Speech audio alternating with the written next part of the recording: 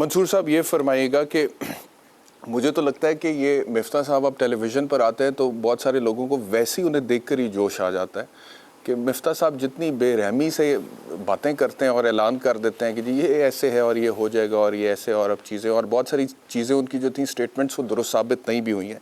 तो जहाँ पर इस वक्त लोगों का जो हाल है, जो महंगाई है, जो प्रॉब्लम्स हैं जिसमें से गुजरे, जिसका मैं इंट्रो में जिक्र कर रहा था, वो अपनी जगह पर है। उसके बाद अब जो सिचुएशन है, इन्होंने 3.5 साल की इमरान खान की जितनी भी कारकर्दगी थी उसका सारा मलबा अपने कंधों पर उठा लिया है और ज़िमनी इंतखाब में उसके नताइज भी भुगत लिए हैं। कल सीएम पंजाब के लिए जो इलेक्शन होने जा रहा है, पहले तो ये बता दें कि होगा क्या आपके ख्याल में। नंबर 2, मिसाल के तौर पर अगर ऐसा कुछ होता है जो कि राना सनाउल्लाह साहब कह रहे हैं, पहले वो कहते थे 5 लोग इधर उधर हो सकते हैं, अब वो कहते हैं 50 भी हो सकते हैं, तो अगर ऐसा कुछ हो जाता है तो इमरान खान के हक में वो जो पब्लिक का एक सेंटिमेंट है, जो वेव है, जो जलसे हैं, जो जुलूस हैं, जिसका एक अक्स आपको ज़िमनी इंतखाबात में नज़र आया है, वो तो फिर और स्ट्रॉन्ग नहीं हो जाएगा।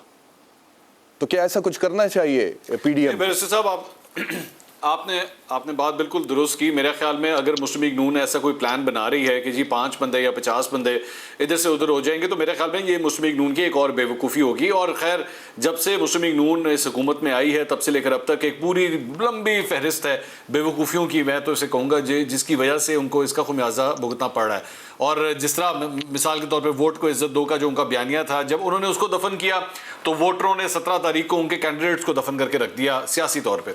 तो लाहौर की फ़िज़ा मैं कम से कम आपको बता सकता हूँ क्योंकि मैं खुद लाहौर के अंदर मौजूद हूँ। लाहौर की फ़िज़ा बड़ी टेंस है इस वक्त। पाकिस्तान तहरीक इंसाफ के बेशक नंबर्स जो हैं वो पूरे हैं। यहाँ पे एक निजी होटल के अंदर, मुकामी होटल के अंदर इन्होंने सारे अपने एमपीएस को जमा किया हुआ है और आज जब उनका इजलास हुआ है उनका ये क्लेम है कि जी हमारे नंबर कंप्लीट हैं। वो तकरीबन 186 का 187 का नंबर जो है वो सामने आ रहा है, लेकिन इसके बावजूद एक टेंशन है। अब इशू ये है कि ये इस टेंशन की एक बहुत बड़ी वजह ये है कि पाकिस्तान तहरीक इंसाफ ने खुद भी बड़ी ज्यादतियां की हुई हैं। चौधरी परवेज़ इलाही ने जब इंतखाब होना था, इससे पहले जब इंतखाब होना था, तो उस वक्त जो कुछ किया था, मतलब डिप्टी स्पीकर के बाल तक खींचे गए, लोगों के ऊपर तशद्दुद तक किया गया, डिप्टी स्पीकर का घेराव तक किया गया, तो उनको इस बात का शक है कि जब हमने इतने आराम से इनको नहीं लेने दिया था तो ये भी अब इतने आराम से जो है वो, इवन हमारे नंबर बेशक पूरे भी हों, उस वक्त भी मुस्लिम लीग नून के और उनके इत्तेहादियों के नंबर पूरे थे, लेकिन इन्होंने उनको सुख का सांस नहीं लेने दिया था। तो यहाँ पे भी जो है वो यही इनके ज़हन में ये प्लानिंग है कि हम भी इनको इतने आराम से नहीं करने के दें। लेकिन मेरी अपनी ज़ाती राय ये है कि मुस्लिम लीग नून अगर ये करेगी तो मेरा ख्याल में ये अपने पाँव पे खुद कुल्हाड़ा मारेगी। इसको कोई ऐसी हरकत करने की ज़रूरत नहीं है। मुस्लिम लीग नून की स्ट्रेंथ तब इंक्रीज कर रही थी जब वो अपोजिशन में बैठी हुई थी। जब से वो हुकूमत में आई है वो हर गुजरते दिन के साथ कमज़ोर होती रही है। मुश्किल फैसले, जिस तरह अभी थोड़ी देर पहले आपने मिफ्ता इस्माइल साहब की आपने बात की, तो उसकी वजह से बहुत ज़्यादा पॉपुलैरिटी उनकी हिट हुई है। और अगर इस किस्म की कोई हरकत की जाती है कि इस इंतखाब को रोकने की कोशिश की जाती है तो ये गलत होगा, एक बात। दूसरा, मौलाना फजलुर रहमान साहब के हवाले से जो थोड़ी देर पहले बात हो रही थी। जी जी आप बताओ। जी प्लीज। मैंने कहा आपने मैं ये कह रहा था कि मौलाना फजलुर कोई ऐसी हरकत करती है तो वो बेवकूफ़ी होगी। मेरे ख्याल में आप टहरा पे तो इस वजह से थोड़ा डिले है, मैं सवाल पूछ लेता हूँ। तो फिर मुस्लिम लीग नवाज़ के पास ऑप्शन है क्या? मिसाल के तौर पे सुबह अगर वो परवेज़ इलाही साहब की जो अददी अक्सरियत है उसको मानते हुए उनको वज़ीर आला पंजाब मान लेते हैं तो पंजाब उनके हाथ से निकल जाता है, बावजूद इसके कि पाकिस्तान पीपल्स पार्टी ने उनके खिलाफ अपना कैंडिडेट खड़ा नहीं किया ज़िमनी इंतखाब में, और पीडीएम की 12 जमातें एक तरफ, इमरान खान का एक इत्तेहादी के साथ एक तरफ, और वो बाहर हैं।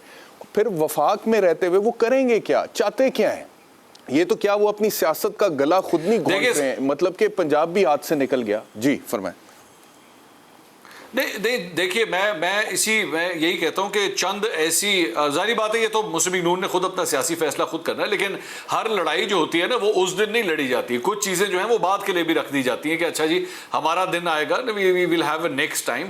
देखिए, ये हकीकत है कि पाकिस्तान तहरीक इंसाफ के अंदर एक ऐसा ग्रुप मौजूद है जो परवेज़ इलाही की इस कैंडिडेसी से ज़्यादा खुश नहीं है कि जी इनको क्यों बनाया जा रहा है, नंबर हमारे पास पूरे हैं, इनको आपने 2022 का मंजूर वट्टू बना के जो है हमारे सर के ऊपर मुसल्लत कर दिया गया। आप इस बात से अंदाजा लगा लीजिए कि जब इन्होंने पंजाब असेंबली में ऑपोजिशन लीडर बनाना था तो सब्तैन खान को जिस तरीके से एक कॉम्प्रोमाइज करके उनको ऑपोजिशन लीडर बनाया गया, उसकी वजह यह थी कि पाकिस्तान तहरीक इंसाफ में धड़ेबाजी बहुत है। इमरान खान साहब जो हैं, जब पहले उस्मान बुज़दार साहब वजीर आला थे तो उनको तब भी इसी बात की सबसे बड़ी प्रॉब्लम थी कि अगर मैंने उस्मान बुज़दार को उठाया तो मेरी पार्टी के अंदर इतने ज्यादा ग्रुप्स हैं कि आपस में लड़ना शुरू कर देंगे। ये लड़ाई मैं आपको अभी बता रहा हूं कि अभी भी खत्म नहीं होगी।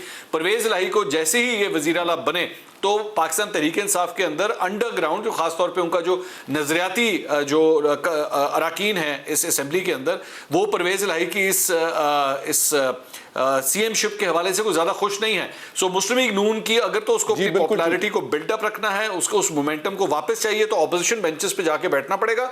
एंड देन अगला मौका फिर आपके पास जनरल इलेक्शंस के अंदर आता है, और उसके बाद आपने जो ग्राउंड लूज किया है उस ग्राउंड को आपके पास कैप्चर करने का मौका